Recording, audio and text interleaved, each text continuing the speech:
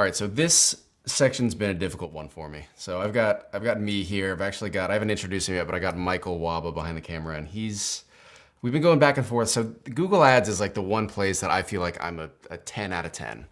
And this is probably take 6 of this section because I cannot distill everything that I want to tell you in where do I start to tell you about this, right?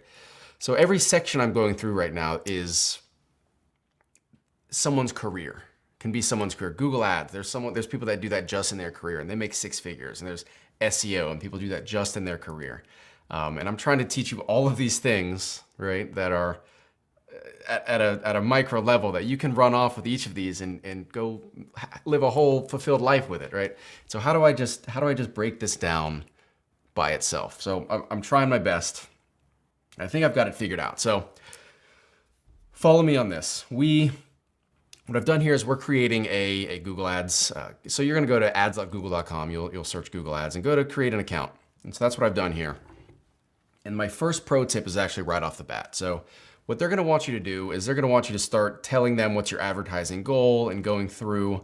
And what it's gonna do is it's gonna create what's called a smart account. And the whole account is gonna be basic for a new and inexperienced advertiser. And while you feel like that is you right now, that's not going to be for much longer. So what you're gonna do down here is you're gonna switch to expert mode. And let me walk you through a little bit more of what happened there. So for the longest time, Google Ads was made for professionals. And even when I've been using it, I started using it about 10 years ago, and it was just for the professional advertiser. And so what's happened in the last few years is they want to serve it toward people like you more often, people that are just figuring out. But so what happens is people like you come on and you don't know what you're doing, and they want to simplify it for you. So the good thing is it makes it very easy for you to start advertising, but the bad thing is it gives you very little control because they know you don't know what you're doing. So they want you to click 1 or 2 buttons, tell them what your business is, tell them what your URL is, and it'll assign everything else. It'll make ads for you, it'll make keywords for you, it'll find your customer for you, which sounds great, but the ROI that you can achieve if Google does it all for you, or the ROI that you can achieve if you do some of it yourself, are 2 very, very different things. So what I want to do here is kind of teach you how to do some of this yourself. So let me draw a little picture for you about what's going on. So you probably saw that I just clicked through to create a campaign here. Let's do some painting. So what we've got here is the Google Ads account, Google Ads. What feeds into the Google Ads account is Google Analytics or just conversions. So why am I telling you that? So what Google's gonna do, Google Ads is gonna do, it's going to optimize your ads based around conversions or sales. And we've already gone through what conversions are, so you should be aware by now, but basically what you're gonna do is you're gonna say, okay, for every sale that I get, optimize around it. So Google's gonna start finding you, okay, so maybe you want a cost per acquisition at 3 to 1. So I can find you for every $300 you spend, I want to give you $100 worth of sales, or vice versa. For every $100 you spend, give me $300 worth of sales, right? So we need conversion actions to feed into Google Analytics. And then that'll feed back out into Google Analytics. So Google Ads is right there in the middle. And I put GA for both of these, G Ads, G Analytics. And that keeps going here, Google Analytics. And those feed back around. And so there is a loop here where it feeds back to itself. We're gonna go through analytics later in this presentation, but so ads, Google Analytics goes through to the Google Ads, back to analytics, back to itself, back through to Google Ads. It's optimizing, right? All right, so let's hop into Google Ads here. So first thing you're gonna do is choose an objective. So most of these are going to be relevant to you at some point in your business's life cycle, but for now, we're gonna focus on sales. You can also click website traffic if you feel like it, but for now we're gonna go do sales. And so we're creating a search campaign. That's the point of what we're doing now.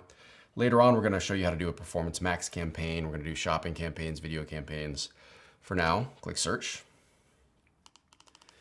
We're gonna just, let's name it search campaign sales. And we'll say USA. So we're located in the USA. We're gonna advertise in the USA. I'll explain to you why we're gonna do that here in a second, but so let's continue on.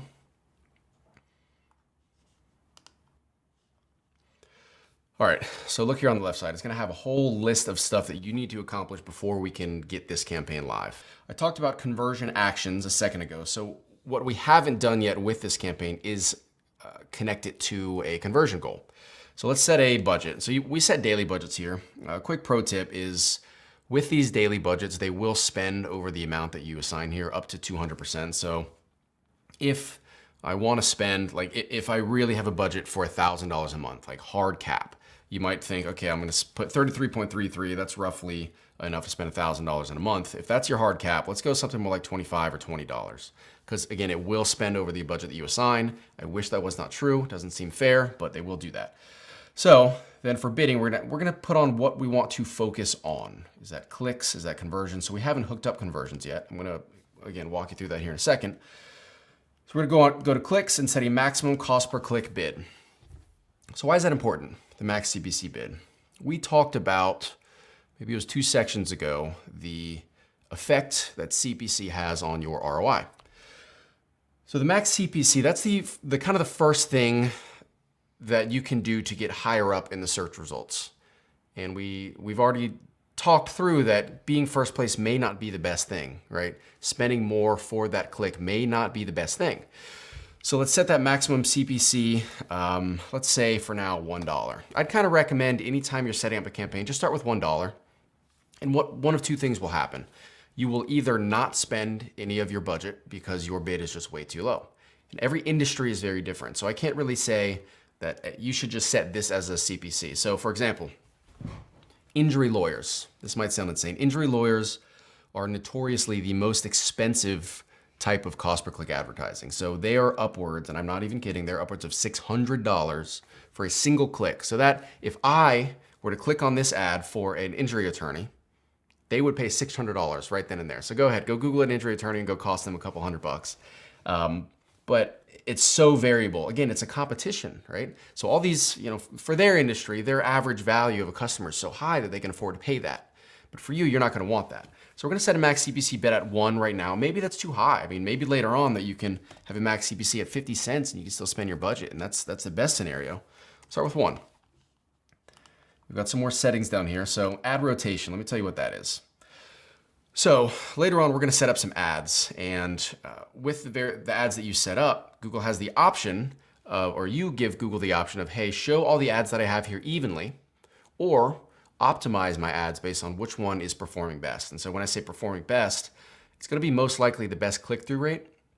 So over time, let's say you set up 5 different ads, Google's gonna say, okay, this one has the best click-through rate. I'm gonna start showing this more often, and then to the point that this one wins. And that's fine. So I would recommend you stick with optimization. Most opportunities for Google to optimize for you, do some automation, you should probably take the bait. It really does work. So that kind of gets us through this first section here, which is budget and bidding. Let's go to campaign settings now. So we're setting up a search campaign. The first thing that I want you to do is turn off the display network. So the display network is where the banner advertising shows up, right?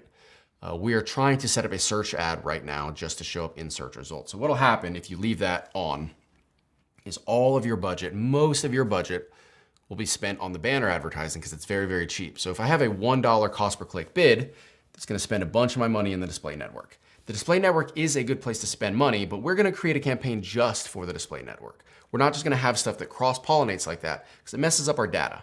So we're gonna do just the search network. And so there's also an option here to include search partners. So there's other search engines out there on the internet, like ask.com, which used to be Ask Jeeves, for those of you that are a little bit older. And there's all kinds of partners that live natively on other websites that use Google's ad network. And so you can show up on those sites if you want. I don't have a recommendation either way here. These clicks are going to be cheaper, but they're also going to be less engaged.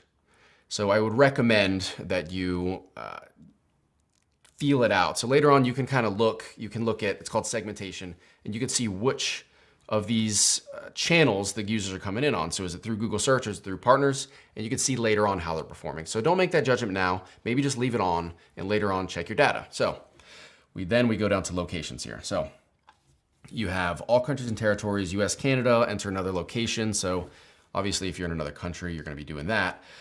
But so you might be saying to me right now, okay, Brad, I can ship anywhere. Maybe I have a digital product, or maybe my product, it's useful everywhere. My headquarters is in the USA, but I'd love to sell people to Canada. I'd love to sell to people in Mexico. I'd love to sell to people in Europe.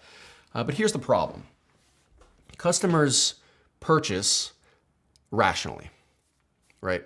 And so that person from the United Kingdom for your store in America, they come through and they click through to the ad, and they go through, they love your product, and they see that shipping, duty, and taxes is going to be $70 for your $30 product.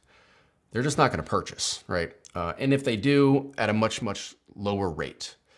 So it makes sense to advertise in other countries, but again, you need to segment that out. So you're going to want to pay a lot less for that traffic because they're a lot less likely to convert. So if you are a United States-based store, I would recommend for your very first campaign, just focus on the United States. If you're a Canadian store, just advertise in Canada, etc. That's where your conversion rates are going to be the highest because the shipping rates are going to make the most sense. There's not going to be cross-duty, taxes, fees, things like that. Now later on, once you feel comfortable with this, it makes perfect sense to then stand up, okay, I'm going to have this exact same campaign, but I'm going to have it in Canada. I'm going to have my bids that are 33% of the cost because I know by now as an experienced marketer that my account, my website converts at roughly a third for Canadians or roughly 25% or whatever your number is, okay?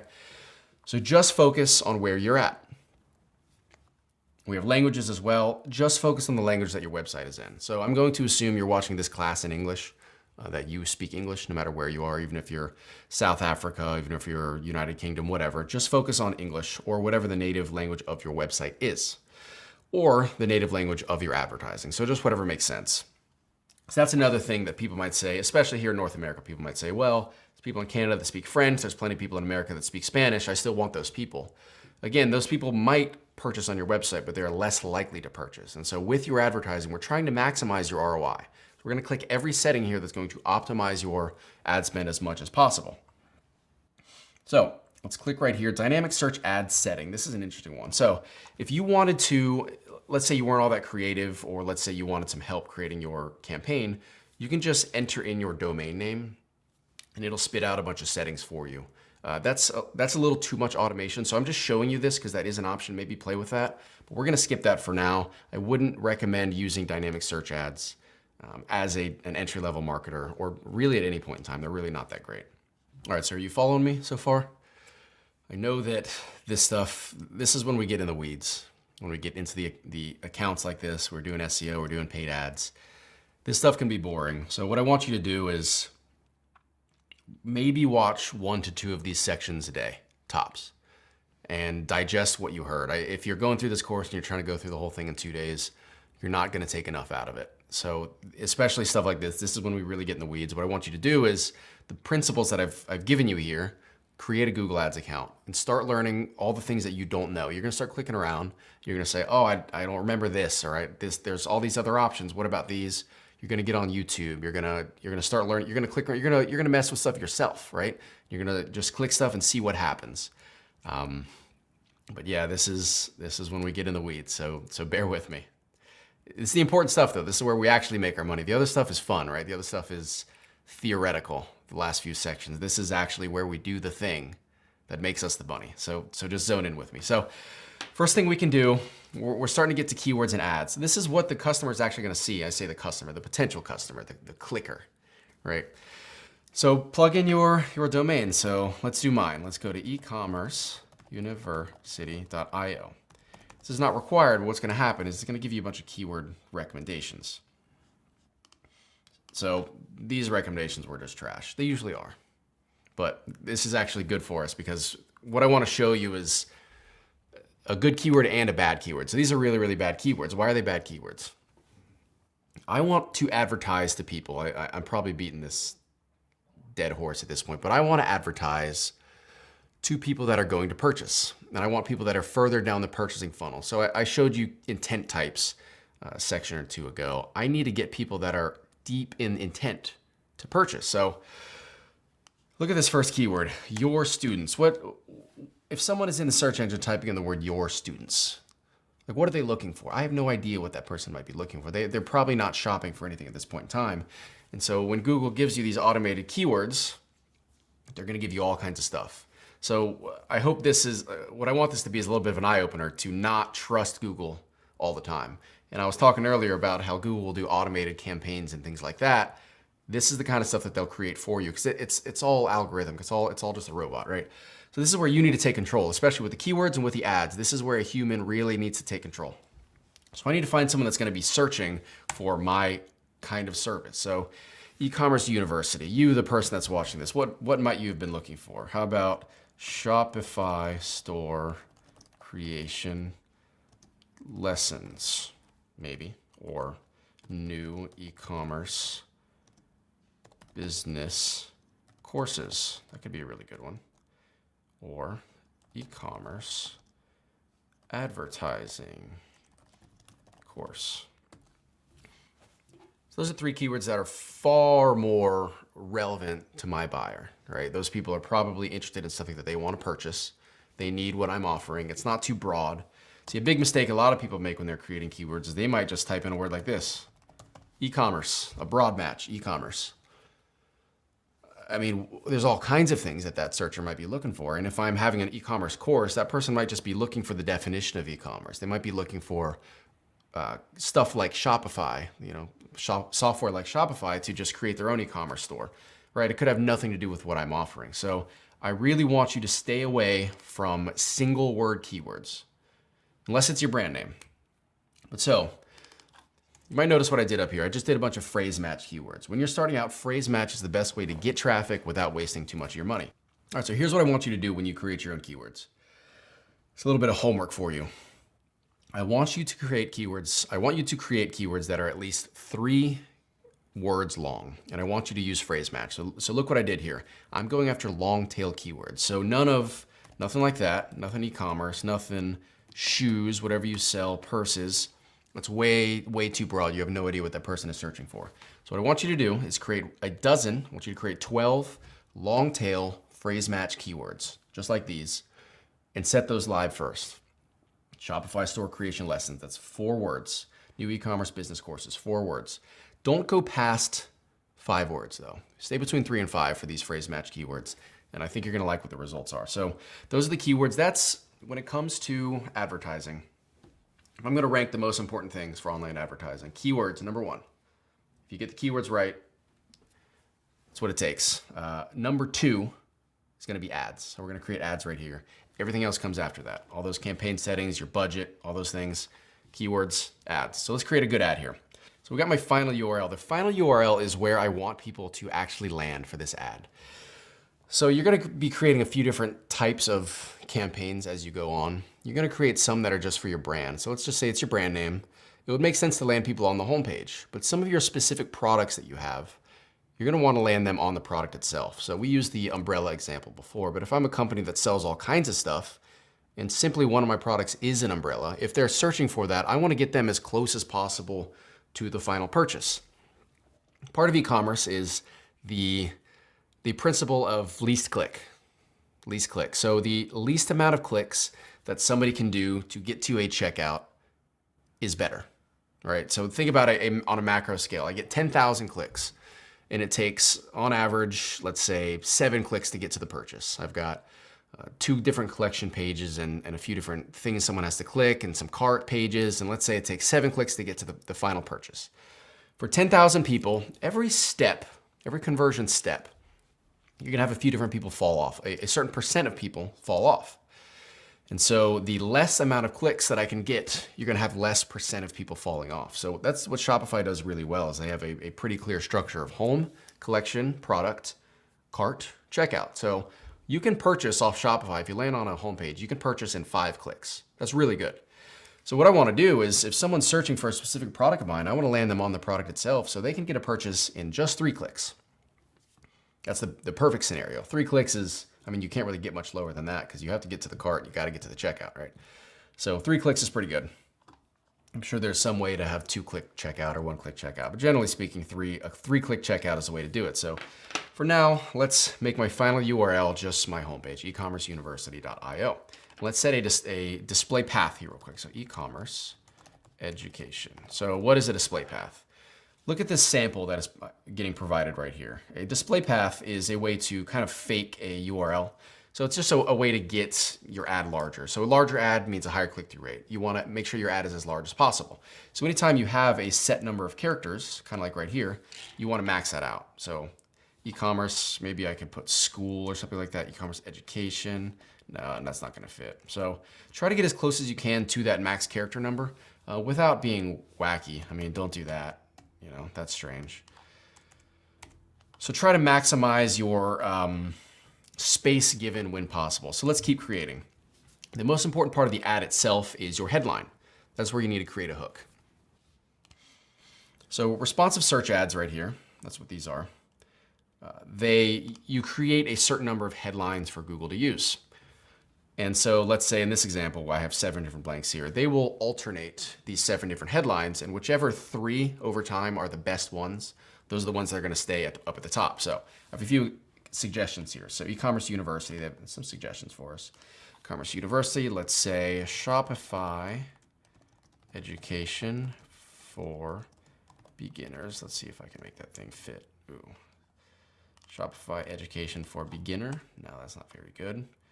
Let's try novices. So that gets me under the 30. So I'm trying as best I can to hit 30 characters. So Shopify education for novices. One thing that you're going to need with your headlines is a hook, right? We talked about the hook. A lot of people kind of have when you're creating those first ads, the urge to just put some information down. And information's good, but the whole point of this ad is I'm competing against other people here. I need the highest click-through rate possible. So maybe I want to have something like struggling to make profit, question mark. So e-commerce university, let's make that the second headline. Struggling to make profit? E-commerce university, look at that ad right there. It's got kind of a good hook to it, right? And so then we're gonna say e-commerce education for novices. E-commerce learning for novices. How about that? That's a pretty good hook, I feel like. I might even stick with that one. Struggling to make profit, struggling to make money. Question words are always pretty good for a hook. But what I would do is I'd recommend you, for whatever your industry is, start looking at what some of the other people are doing in terms of ads. Now, that doesn't mean copy them, because other people, they're human just like you. They could be making ads incorrectly. So what I recommend you do is look up how to make a good hook for a headline, okay? And that's gonna be the main difference between a high click-through rate ad and an average ad. And what ends up happening is, as you get a really good click-through rate, your costs are gonna go down. So we talked about that, what relative click-through rate is. If your relative click-through rate gets better and better, you're gonna get cheaper and cheaper costs, and you're gonna get to the point that your really well-made ad may be second place, but it gets clicked on more often than first place, and it's really cheap. So really zone in on making a good ad. I'm serious. This is really important stuff. So don't just go through the motions here and just create some headlines and steal a description from somewhere else that's really really generic. Focus on it. And don't be afraid to use the ads, the recommendations that they have here for your ads, but use it to riff, right? So you're gonna do the same for a description. I'm not gonna sit here writing all these things out for you and you watching me do all this writing, but do the same for a description. Tell people what your service is. Have a hook, make it interesting, make people wanna click on your ad. So let's make something generic here, generic ad content. Content too, just so we can skip to the next page. So we got keywords and ads done. So now we've got site link extensions, call out extensions, call extensions. So here's what extensions are. I'm gonna just show you this real quick. I'm gonna just search Nike like I have been. So extensions are the things that add themselves to the bottom of your ads. So these right here are call out extensions. These are site link extensions. These are location extensions. So ads have all kinds of extensions to them. And basically what they're doing, just like I mentioned before, they're making your ad bigger. So you wanna make your ad bigger. So Google wants you to create 1, 2, 3, 4 site links when you're creating this ad. So e-commerce, education, learn how to do Shopify. That's not very good, but we'll just stick with that for now. And Shopify education for novices. Shopify. Let's just say Shopify for novices. That'll make it fit. So You'll want to put in a description as well, which is another 35 characters. So e-commerce, university helps you learn.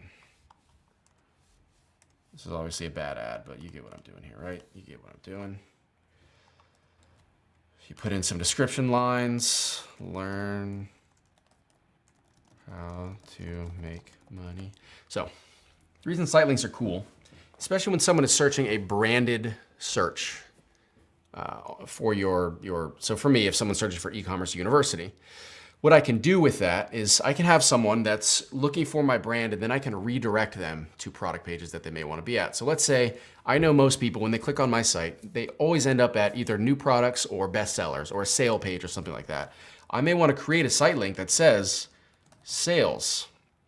And so someone will, let's go back to this Nike page here, and someone will see, just like that, sale. And that'll take you straight to the sale page. Or new releases, and that'll take you straight to the new release page. So what we're doing there is we're doing one less click. We're making one less click for that buyer. So, okay, they could have clicked here, and they probably will. Most people will click this headline, but some people will click these site links and make their own life easier. So we'll want to do that for them. So start learning over time, where do people end up on your site most often? Turn those into site links and start funneling people before they ever get to your website. So those are site link extensions. Let me see, it wants me to put in a final URL. So let's ecommerceuniversity.io. That's fine. All right, so then we've got call out extensions. So these are the motionless ones right here. They kind of just say some words. Honestly, these are not very important, but as I was mentioning before, they make your ad bigger. So some call out extensions. Learn e-commerce, education, Shopify for beginners. You're gonna want to be more creative than this, but I'm trying to save you guys some time in watching me go through this whole creative process. So you're gonna want to vary this stuff up. I probably use the word Shopify for beginners like 8 times now, right? And you're probably looking at me like this guy's an idiot. All right, so this one might be tempting, call extensions. So call extensions, they make sense for some businesses. Let's say you're a realtor or a plumber or something like that, but you as an e-commerce store, you're trying to scale up, you're trying to automate, you don't want people calling you on the phone. So ignore call extensions. Google does want you to use call extensions. Just skip it, because you, in the real world, you're not gonna want to do that. You don't want people calling you on the phone off your website. You want people emailing you or whatever. All right, so right here at the end, if you haven't already, it's gonna want you to put in some payment information. So go ahead and do that. All right, so if you put in your credit card, you should get the screen here. Congrats, you're all done. So let's explore our campaign here real quick. All right, so this is what your dashboard's gonna look like in Google Ads. You have your campaign. So this is kind of home. This is home base. And as you create more campaigns, this is where they're gonna start listing out. So I got my budget. I've got some information on it. So it says my bid strategy is learning. You're gonna see that for probably a week or two, where Google is kind of figuring out who your best customers are. So if you're using any kind of automation, Google really does, and it does work over the first week or two. It's kind of serving your ad to all different kinds of people and not really knowing exactly who your best customer base is yet. And it does machine learning, and it'll start figuring out, okay, people in this cohort, people of this age, people of this income bracket, whatever. And your ad over time, it really will start doing better. And I'd say probably about a month or two in, once you start getting a feel for what your ROI or your cost per acquisition is, that's probably where it's gonna be settled, if you will. Now, you will need to do a few optimizations to help Google. So let me show you a few of those things, but first I'm gonna draw you a quick picture of what your Google Ads hierarchy is going to look like. So up at the top is your campaign. So that's what I just showed you. That's what we just created. Below a campaign and within your campaign are ad groups. So you'll have a few of them. So what you do at the campaign level, that's where you establish how much money you're going to spend. That's what you do at that level. What your budget's gonna be, what your daily budget is, your monthly budget, whatever you decide. So ad groups, that's where you decide who your audience is, right? Who's actually gonna see the ads. So you're gonna see a similar hierarchy as we go through all these different ad platforms, as we go through paid ads, things like that. So as we go through ad groups, that's where you're gonna decide how much I'm willing to pay per customer and who actually sees it, who my audience is.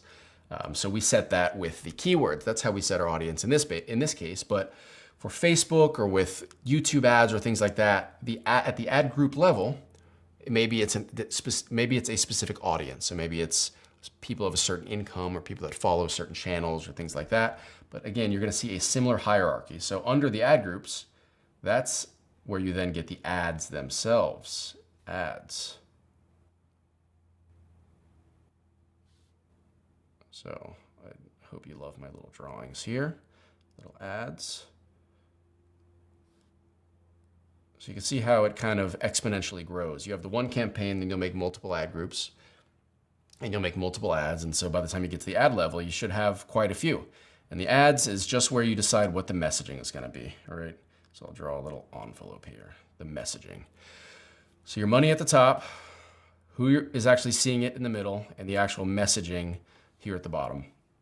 Again, that's a really common hierarchy across all ad platforms. Once you know that, it's going to get you a pretty long way across the other ones. So I'm in my campaign, I click it once, and now I'm at my ad group, Ecommerce University. And this is where, again, where I establish who is going to see it. So that's where I establish my keywords are at this level. And so I've got a few warnings here. Low search volume warning.